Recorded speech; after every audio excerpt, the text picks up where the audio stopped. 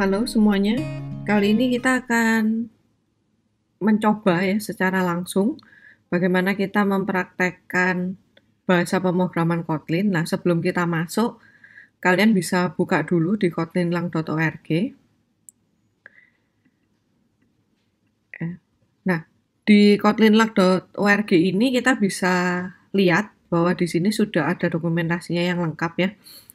Kita bisa try Kotlinnya juga, kita bisa seperti ini ya, misalnya kita mau buat yang simple version, itu kita bisa langsung fun min gitu ya, atau kita mau buat yang bentuknya adalah object oriented. Jadi ada kelasnya ya, kita perlakukan dia sebagai sebuah objek. Nah, ini mereka juga infokan bahwa yang terakhir, versi terakhir dari Kotlin itu adalah 1.5.30 ya. Lalu kalau kita mau buka dokumentasinya, kita bisa buka di dokumen sini ya, di doc Kotlin. Kalian bisa lihat apa aja sih yang ada di Kotlin. Nah, seperti ini. Jadi mulai dari konsepnya gimana, terus basic sintaknya itu kalian juga bisa lihat sebetulnya di sini ya. Oke. Nah, oke, ini sebagai pelengkap kalian atau referensi buat kalian untuk belajar Kotlin. Nah, sekarang kita langsung aja masuk ke playground-nya. Jadi kita bisa buka play.kotlinlang.org. Nah, pada saat kalian buka, kalian akan dihadapkan pada layar seperti ini. Jadi ini seperti C ya, atau seperti bahasa-bahasa untuk DOS biasanya ya, sama seperti ini. Nah, kita akan coba langsung di sini. Yang pertama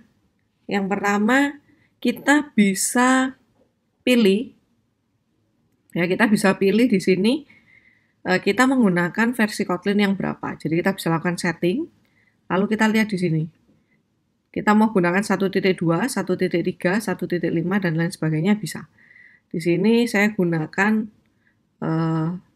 default nggak apa-apa ya, 1.5.30 boleh juga, atau kalian mau pakai yang 1.5.21, oke ya.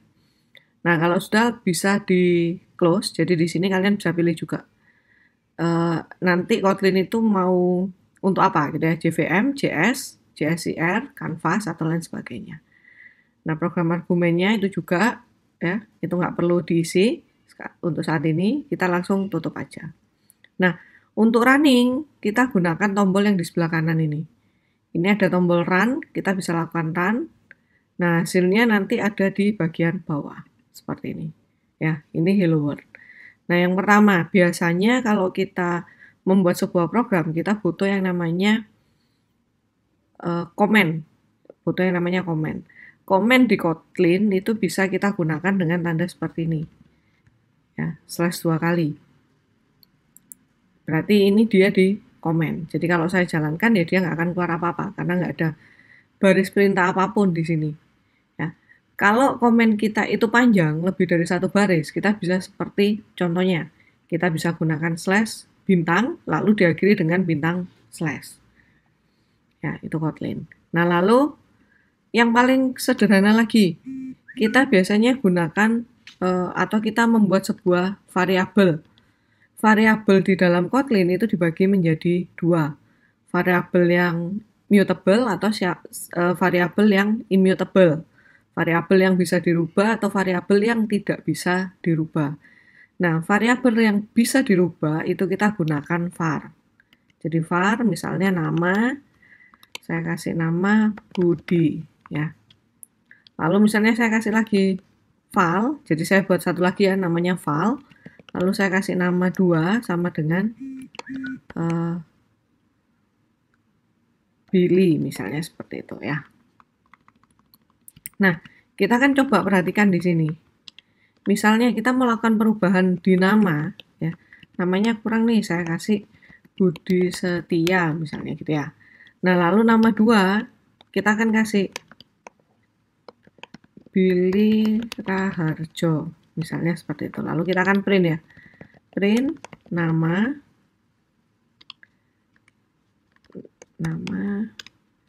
print nama 2. Oh ya, di sini kita bisa gunakan print dan println ya. Biasanya kita gunakan println aja supaya dia langsung turun ke bawah. Bedanya hanya itu. Nah, kita jalankan. Pada saat kita jalankan, kita akan lihat error yang seperti ini. File cannot be reassigned atau unresolved reference nama 2. Jadi, nama 2 ini tipenya adalah file. Jadi, kita tidak bisa melakukan perubahan untuk nama 2. Oh, yang bawah ini untuk ini ya. Jadi, dia case sensitif. Nah, nama 2 ini bisa kita hapus saja supaya kita lihat. Nah, kalau dihapus, dia bisa jalan. Kenapa? Karena file ini nggak bisa dirubah. Jadi, variabel-variabel yang sifatnya adalah konstan atau sifatnya adalah statis ya, kalian bisa gunakan file. Tapi variabel-variabel yang dirubah pada saat program dijalankan, kalian bisa gunakan var. Seperti ini. Oke.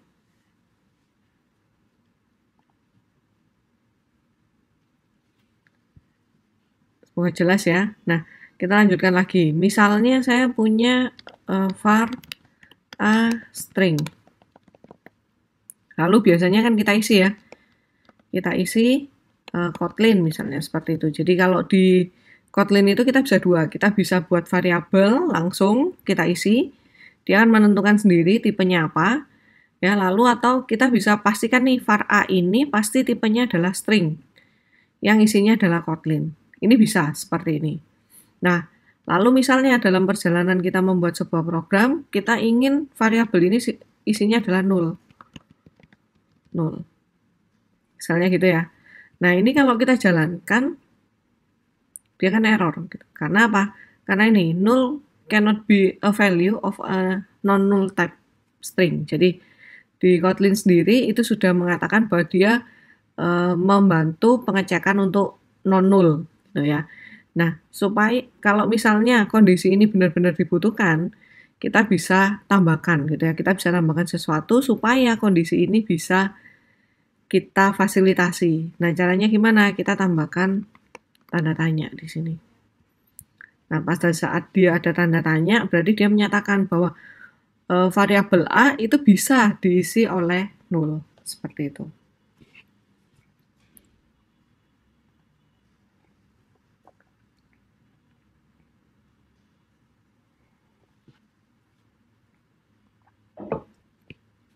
Oke. Nah, di Kotlin variabel itu sama ya. Ada string, ada integer, ada double gitu ya, dan lain sebagainya. Nah, di dalam string kita bisa tambahkan apa ya, kalau kita bilang namanya escape string.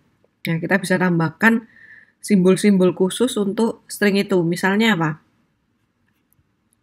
Misalnya kita gunakan A ini saya isi dengan belajar, lalu saya nggak mau kasih nggak mau kasih spasi ya, kita kasih backslash t, lalu kita kasih Kotlin. Oh sorry, belum di print ya. Print A.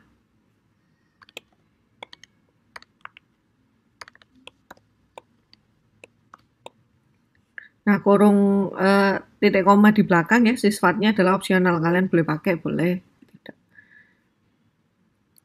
Nah, maka dia kan seperti ini, belajar, ini tab ya, ini tab lalu Kotlin. Kalau saya lakukan gini lagi, pertama,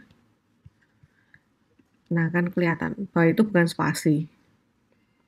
Nah, ini adalah tab. Jadi kita bisa lakukan supaya misalnya saya mau buat sesuatu yang sama gitu ya, sama sisi kirinya, kita bisa gunakan tab di sini.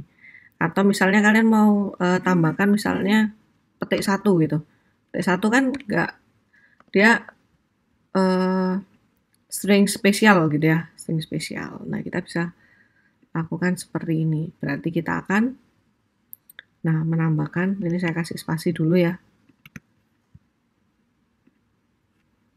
Nah, belajar petik 1 Kotlin pertama. Nah, ini bisa kita lakukan. Nah, simbol apa aja yang bisa, kalian bisa lihat di tabel Unicode-nya misalnya. Jadi di sana ada Kalau misalnya ada Unicode-nya yang lain gitu ya, nah kalian bisa gunakan.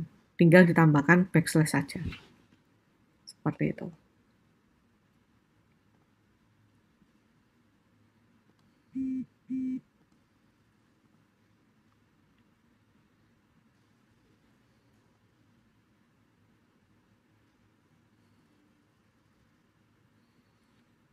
Oke, lalu misalnya string ini kan banyak ya, ini saya hapus dulu. Di Kotlin saya mau menggabungkan dua variabel, bisa nggak? Bisa aja. Misalnya saya punya seperti ini ya, var A sama dengan 5, var B sama dengan 4. Kita bisa seperti ini harusnya, print A plus B. Hasilnya adalah 7. Kenapa 7? Karena di sini dianggap dia adalah sebuah variabel integer ya. Ini adalah variabel integer. Nah, kalau misalnya saya mau ini dalam bentuknya string ya. Misalnya saya tambahkan seperti ini. Nah, dia jadi 5, 2. Meskipun salah satu integer, dia akan digabungkan gitu ya. Karena salah satunya adalah string atau tidak bisa ditambahkan gitu ya. Tidak bisa dilakukan operasi matematika. Nah, lalu kita bisa juga menambahkan karakter. Jadi misalnya A ini saya rubah ke karakter atau 2 ini saya rubah ke karakter ya. Sini adalah A. Lalu saya akan lakukan print B ya dan println ya. B plus plus B misalnya gini. Ini saya jadikan println semua. Nah, B itu adalah A ya. Di sini A, lalu kita println plus plus B. Berarti dia akan menambah menjadi B. Nah, ini bisa dilakukan gitu. Misalnya saya plus plus lagi, bisa nggak? Bisa aja, karena dia akan berubah. Plus plus B lagi ya. Nah, dia akan C. Kalau di bawahnya kalian plus println B, maka yang keluar adalah C. Seperti itu. Oke. Lalu kalau dia bentuknya adalah string gitu ya, bentuknya adalah string, kita bisa lakukan indexing. Kita bisa lakukan indexing. Indexing itu berarti misalnya saya di sini punya lebih dari satu karakter ya, 5 gini ya. Nah, saya bisa ambil salah satu indeksnya.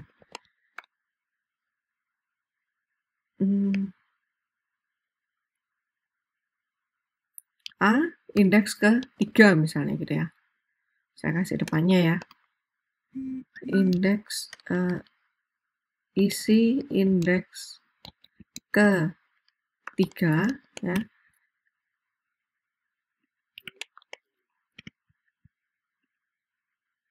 Nah, isi indeks ketiga adalah M. 0, 1, 2, 3 gitu ya. Mulai dari 0. Jadi kita bisa ambil dia indeks berdasarkan indeksnya. Kita bisa lakukan slicing berdasarkan indeksnya. Itu kalau di string.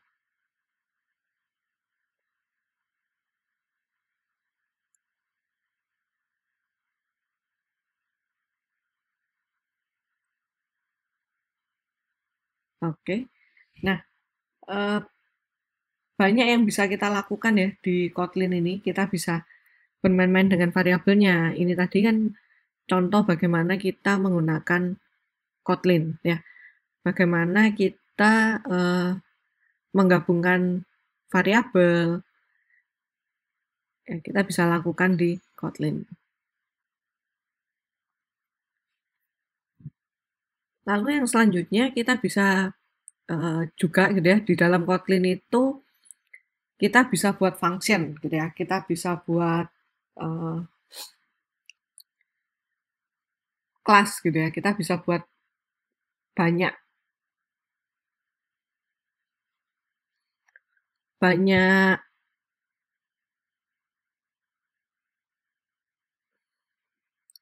Oke, lalu selanjutnya di Kotlin kita juga bisa membuat function. Misalnya kita butuh function tertentu gitu ya. Kita bisa buat dia sebuah function. Nah, kalau kita ingin membuat sebuah function, kita tinggal tuliskan gitu ya di sini. Misalnya kita tambahkan nih function set mahasiswa.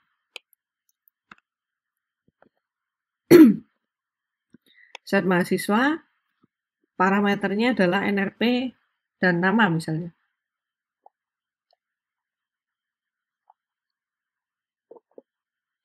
NRP kita kasih string ya. Lalu nama kita kasih string juga. Lalu mungkin nomor HP ya. HP kita kasih string juga. Nah, dia akan mengembalikan apa gitu ya. Oh, dia nggak mengembalikan sesuatu gitu ya. Kalau dia tidak mengembalikan sesuatu, kita bisa kosongkan atau kita bisa kasih misalnya .2 unit. Ini bisa. Nah, lalu baru misalnya, oh, apa yang mau dilakukan? Dia lakukan println misalnya. Ya. Kita bisa tampilkan nih apa yang mau ditampilkan. Oh ya, satu lagi ya. String itu bisa kita panggil dengan seperti ini. Jadi, langsung di dalam petik 2-nya itu bisa. Nah, seperti ini. Jadi nanti, atau gini aja. NRP titik, ya, spasi, terus ini adalah HP. Nah, ini saya hapus. Nah, kalau saya kasih set mahasiswa, NRP-nya adalah 1221, lalu namanya Aldo, HP-nya adalah 081123, misalnya gini ya. Nah, kita coba jalankan. Nah, dia akan tampil NRP, nama, ya, minus nomor HP. Itu bisa kita lakukan. Nah, di Kotlin sendiri itu ada yang namanya lambda function. Ini akan kita pelajari next-nya gitu. Tapi saya kasih contohnya aja. Di Kotlin, fungsi yang seperti ini, ya, fungsi yang seperti ini, itu bisa kita sederhanakan. Terutama misalnya kalau kita mengembalikan sebuah nilai gitu ya.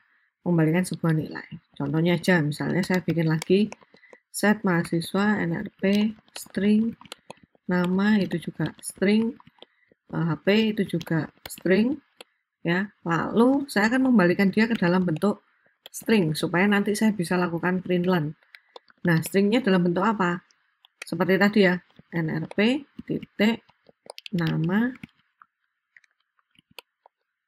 HP gitu. Saya bisa lakukan seperti ini. Nah, nanti pada saat pemanggilan itu tinggal kita lakukan println set mahasiswa. Nggak boleh sama ya, ini saya kasih underscore. Jadi set mahasiswa underscore 1222, namanya adalah Rido, handphonenya 081234. Oke, nah dia juga muncul yang sama gitu ya. Jadi ini yang dinamakan lambda. Dia kalau kita hanya butuh satu perintah gitu ya, satu perintah itu kita bisa convert dia ke dalam bentuk lambda. Tapi apakah harus? Enggak. Kita bisa gunakan aja function yang biasa. Tapi kalau kalian cari referensi di internet, biasanya sudah banyak yang menggunakan lambda ini. Karena keuntungannya pasti dia lebih singkat gitu ya. Terus barisnya dia juga nggak butuh banyak-banyak. Jadi kalau kalian ketemu fungsi lambda seperti ini, silakan kalian breakdown dulu gitu sebelum kalian terbiasa. Tapi kalau nanti kalian sudah terbiasa, saya kira kalian nggak akan bingung pada saat kalian ketemu fungsi seperti ini. Nah, oke. Nah, lalu function sudah gitu ya, string sudah. Yang paling penting lagi biasanya adalah percabangan atau perulangan gitu ya, percabangan dan perulangan. Nah, percabangan gimana? Kita bisa aja kita gunakan if gitu ya. Standarnya adalah if kondisinya apa? Kondisi ya. Lalu ini hasil benar. Terus kalau kita butuh else ya kita buka else. Ini hasil salahnya. Seperti ini sintak if-nya. Jadi misalnya saya buat nih di sini file jam gitu ya. 10 misalnya ya. Sorry. Jam 10, lalu kondisinya misalnya saya kasih, kalau jamnya kurang dari 10, ya, kurang dari 10, maka misalnya dia di sini print learn rajin. Misalnya kalau dia lebih besar dari 10, maka kita akan katakan dia ayo lebih rajin, misalnya gitu ya. Ayo lebih rajin. Nah, kita coba jalankan. Nah, di sini 10, ya, 10 kita bisa bilang dia ayo lebih rajin. Kenapa? Karena dia kita di sini nggak pakai sama dengan. Ya, kita bisa kasih juga sih sebetulnya sama dengan, gitu ya. Nah, lalu misalnya kalau if ini mau saya tampung ke dalam variabel, bisa nggak? Bisa aja, bisa di dalam, bisa di luar, gitu ya. Enaknya kalau Kotlin itu seperti itu. Yang di luar gimana? Kalau di dalam sudah biasa, gitu ya. A sama dengan berapa, A sama dengan berapa, itu biasa. Tapi kalau Kotlin kita bisa lakukan seperti ini, misalnya hasil, ya, saya kasih var hasil sama dengan if jam ini, maka dia akan kembalikan string rajin. Kalau dia tidak, dia akan kembalikan string ayo lebih rajin. Nah, kita bisa tinggal print di bawahnya. Print hasil. Saya ganti jamnya ya, supaya beda. Jam 9. Nah, dia rajin. Seperti itu. Kita bisa lakukan if yang seperti ini. Oke. Lalu, selain if gimana? Selain if kita punya when ya, biasanya when. When juga bisa kita kasih variabel di luar gini, bisa gitu ya. Atau misalnya kita gunakan when yang lain, misalnya saya when jam, ya, when jamnya misalnya 5, maka dia akan katakan rajin sekali gitu ya, rajin sekali.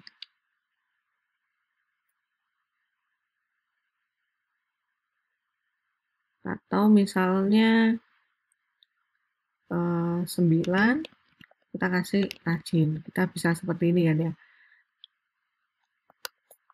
Selain itu kita else saya kasih sorry ya, ini kita pakai ini,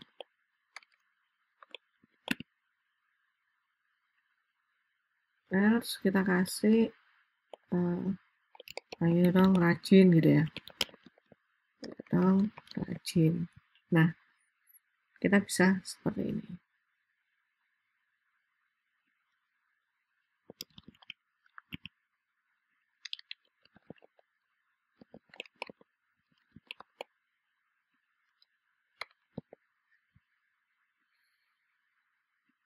Nah, kita bisa seperti ini. Hasil, kalau kita kasih jamnya dia 5, rajin sekali, gitu ya, 9 rajin. Kalau kita isi sama 5 di sini, dia baru akan beda. Nah, rajin sekali.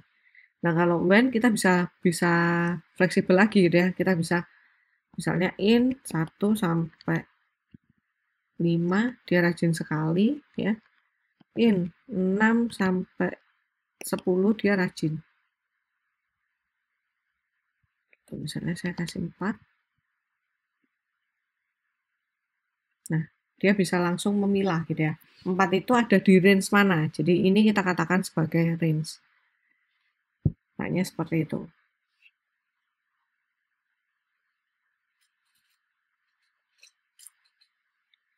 Oke. Jadi kalau kita mau pakai misalnya saya nggak mau pakai if, saya mau pakai when, boleh nggak? Boleh aja gitu ya. Di when saya butuh range. Oke, kalian bisa lakukan dengan seperti ini. Gitu. Nanti kita akan coba lagi range yang lebih detail ya di bagian bawah nanti.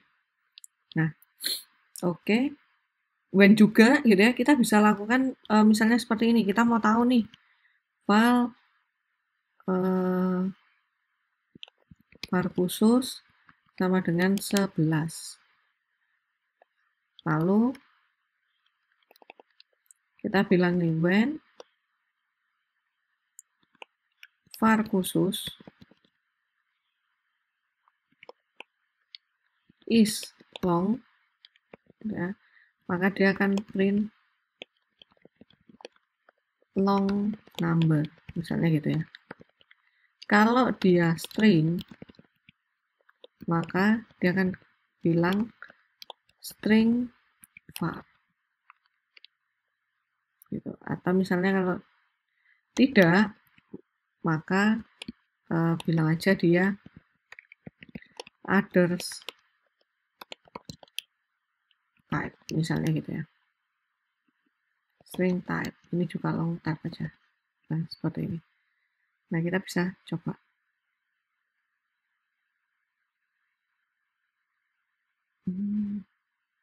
Oke, ini kurang R ya.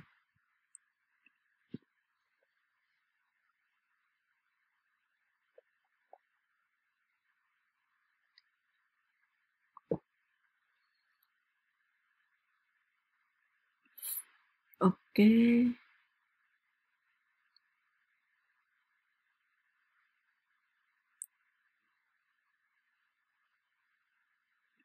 Oke. Nah, ini ya, kurangnya ini tadi. Jadi, kalau saya nggak kasih any, dia akan langsung dianggap sebagai integer gitu kan ya. Nah, integer itu langsung dibandingkan apakah integer dengan long gitu. Jadi makanya dia nggak bisa. Nah, kita harus tambahkan any di sini supaya kita tahu apakah dia termasuk long, string, others type atau gimana gitu ya. Nah, kalau saya tambahkan di sini misalnya gini. 11F atau 11L. Ya, kita jalankan. Nah, dia masuk ke long type. Seperti itu. Ya, jadi variabel di Kotlin itu fleksibel ya. Kita bisa gunakan variabel dengan banyak bentuk gitu. Kita bisa punya nanti juga misalnya variabel dengan array gitu ya, itu bisa juga. Atau kita nggak kasih tipe datanya, minta mereka untuk menentukan. Nah, itu bisa juga seperti itu. Oke, lalu selanjutnya kita akan coba range ya. Kita akan coba range. Saya hapus dulu ini. Saya hapus dulu ini, terus kita coba range. Nah, range di dalam Kotlin itu kita bisa lakukan seperti ini. Misalnya saya punya range 1 gitu ya. Isinya adalah 1 sampai 10. Nah, ini range. Ini range. Kita bisa sorry ya. 10. Lalu kita bisa juga printnya range 1 titik for each. Jadi for each-nya kita akan lakukan print it. Print it. Gitu ya, saya kasih spasi. Nah, oke, sorry.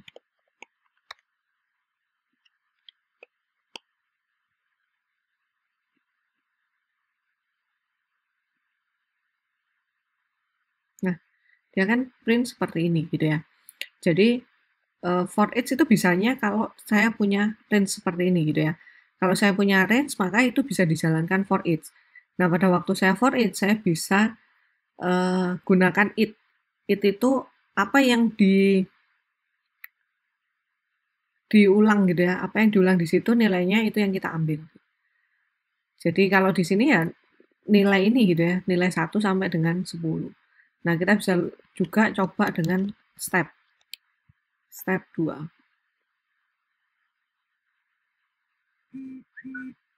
Nah, jadi 1 dia lompat 2 kali gitu ya. Lalu 3, 5, 7, dan 9. Ini bisa kita lakukan. Kita bisa membuatnya dengan dengan cukup mudah ya. Seperti itu. Nah, atau cara lain misalnya saya bisa seperti ini.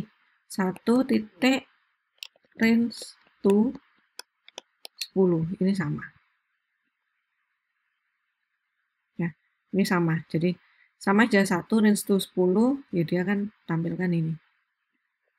Atau misalnya saya kasih lagi misalnya 10 titik down to 5 gitu ya. 10 down to 5. Nah, dia kan muncul 10 sampai dengan 5. Jadi kita bisa naik, kita bisa turun. Seperti itu. Jadi ini adalah range gitu ya. Range itu banyak. Range integer, range float, range karakter itu bisa. Karakter juga bisa gitu ya. Misalnya saya punya di sini A titik range to F. Jadi kita punya range to terus down to gitu ya. Nah, itu bisa kita manfaatkan. Nah, A to F kita coba aja. Nah, dia sudah bisa ngeprint A, B, C, D, E, F. Jadi tanpa kita list satu persatu, dia bisa langsung tuh dengan range to, down to gitu ya. Itu bisa. Oke. Misalnya lagi ya, range ini bisa kita tampilkan juga dengan menggunakan for. Jadi nggak hanya menggunakan for each gitu ya, tapi kita bisa gunakan for. For misalnya kayak sini ya, for i in range 1, jadi dia pakainya seperti itu ya. Selama dia ada di range 1, maka dia akan tampilkan i-nya gitu, misalnya di sini i.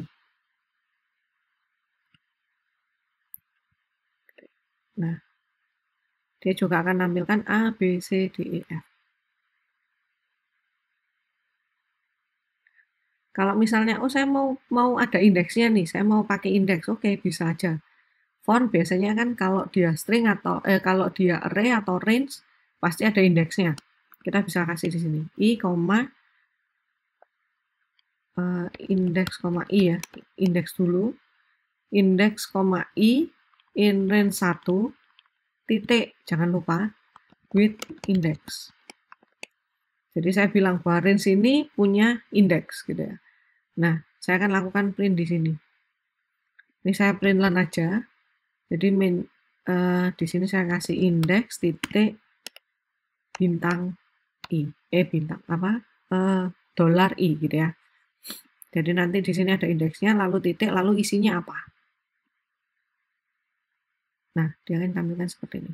Indeks 0 itu A, indeks 1 itu B, indeks 2 itu C, indeks 3 itu D, indeks 4 itu E, indeks 5 itu F. Seperti itu. Oke, cukup jelas ya harusnya ya. Jadi kita sudah bisa membuat function, kita sudah bisa membuat variabel, kita sudah tahu variabel itu ada apa aja gitu ya, variabelnya kita mau buat yang mutable atau yang immutable, kita juga bisa gunakan perulangan, percabangan, ya. Nah, ini ada lagi juga yang penting yang berkaitan dengan nullable tadi gitu ya. Kalau kalian masih ingat tadi sebelum ini, kita kan bisa buat untuk null. Jadi kita tinggal tambahkan tanda tanya, dia bisa bilang bahwa variabel itu diperbolehkan bernilai null. Ya, diperbolehkan bernilai null.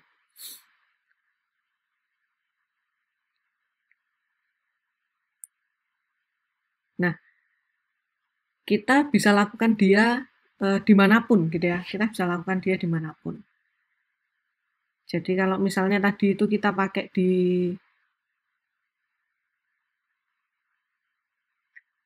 variabel ya, kita pakai dia di variabel. Nah, kita bisa gunakan di if biasanya gitu. Jadi misalnya kita, saya hapus ya, file teks, ukuran teks saja ya.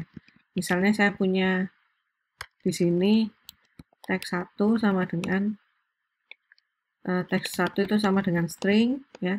Lalu saya kasih 0 gitu ya. Ini kan diperbolehkan. Nah, lalu saya tampilkan nih text length gitu ya supaya tahu ya. Text length itu adalah teks 1 titik length.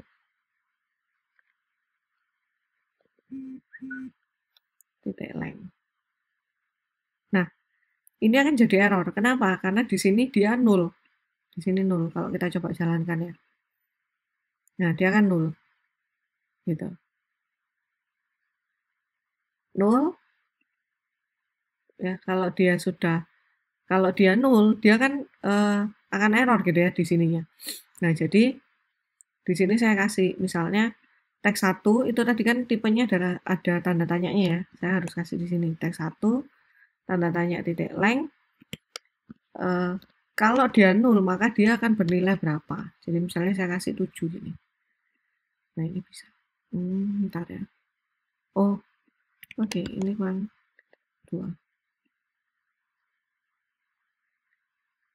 Unresolved. Oke, ini belum kita buatkan variabel ya. Nah, dia bisa. Dia nggak ngeprint karena di sini nggak ada perintah print ya. Kita print aja. Print len text length. Saya jalankan. Nah, hasilnya ada 7. Kenapa? Karena di sini 0 gitu ya. Kalau dia 0, maka dia akan membalikan nilai 7. Kalau di sini saya ada isinya, Kotlin gitu ya. Nah, maka dia isinya adalah sesuai dengan text length-nya berapa. Jadi kalau kita hati-hati juga pada saat kalian menggunakan non-null-nya ini gitu ya. Hati-hati. Jadi kalau non-null berarti kita harus ada if-nya gitu. Kalau dia 0 maka apa gitu. Ini kalau kita panjangkan jadinya seperti ini. Ini termasuk lambda ya. Length sama dengan if text 1 tidak sama dengan 0 maka text titik length else 7. Jadi dua hal ini sama. Ini ya dengan yang atasnya. Ini cara penulisan yang lain sih. Yang atas ini cara penulisan yang lain. Supaya kalian mudah, kalian bisa gunakan seperti ini. Ya. Beda ya antara ini dengan yang atasnya. Tapi secara fungsinya dia sama.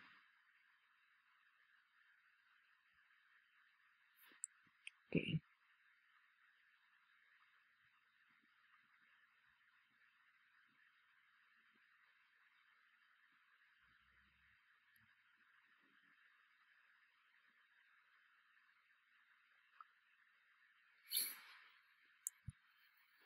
Oke, jelas ya. Nah, kelas di Kotlin itu ada banyak gitu ya. Ada 3 ya. Ada enum class, data class, yang satunya ini kelas biasa gitu ya. Nah, enum class itu biasanya dipakai untuk yang sifatnya adalah statik. Jadi misalnya saya punya variabel nih yang sifatnya adalah statik di manapun gitu ya di dalam program ini, maka nilainya ya pasti itu gitu. Nah, kita gunakan enum class. Enum class biasa dipakai untuk warna misalnya gitu ya. Jadi kalau saya mau punya warna, kalau di aplikasi warna itu kan sudah ditentukan misalnya. Jadi kalau warna biru, birunya yang apa gitu ya. Kita buat aja misalnya enum class warna. Saya misalnya buatkan seperti ini. File value integer, lalu dalamnya baru saya kasih merah gitu ya. Saya punya warna merah, warnanya apa? FF0000. Lalu saya punya hijau, warnanya apa? 0 kali 00 FF00. Saya punya biru 0 kali 0000 FF. Misalnya seperti ini. Nah, warna ini kan default ya, standar. Setiap kita membuat program, kita tinggal ambil warnanya apa gitu. Tapi kan susah kalau kita menghafalkan ininya, jaksanya. Jadi kita tinggal menghafalkan aja, saya mau buat merah, saya mau buat hijau, saya mau buat biru, seperti itu. Nah, kita bisa buat dengan enum class. Ya, kita bisa buat dengan enum class. Nah, lalu di sini misalnya saya bisa buat nih ke dalam variabel, misalnya file isi warna, itu saya isikan warna, Ya, lalu saya ambil warna titik hijau misalnya seperti itu. Nah, kita bisa printlen di sini. Printlen isi warna titik value. Ya, saya bisa ambil. Nah, ini value-nya dia. Atau misalnya saya mau ambil seperti ini. Nah, ini isinya adalah hijau. Gitu. Jadi, ini memudahkan kita sih pada saat sudah ada guidance ya, sudah ada guidance warnanya misalnya atau fontnya. Kalau dia untuk chart misalnya gitu ya, itu pakai fungsi yang apa aja misalnya gitu. Nah, ini membantu kita untuk itu. Enum kelas ini. Ya, kita mau lihat misalnya hijau itu ada di posisi yang mana nih di kelas warna itu, kita bisa pakai ordinal. Nah, kita bisa tahu bahwa hijau ini ada di indeks ke-1. Oke, kira-kira seperti itu ya untuk dasar dari Kotlin-nya. Yang kalian masih bingung, silakan kalian kembali ke menit yang sebelumnya. Dicoba kembali gitu ya, nggak usah terburu-buru untuk mencobanya. Kalian coba, kalian pahami, terutama untuk fungsi lambda. Supaya nanti kalau kalian ketemu di internet atau ketemu di referensi-referensi yang ada, kalian bisa lebih mudah untuk memahaminya. Oke, semoga kalian dapat sesuatu yang baru di video kali ini. Ya, kita akan lanjutkan lagi nanti dengan Kotlin, dasar Kotlin yang kedua. Oke, terima kasih semuanya.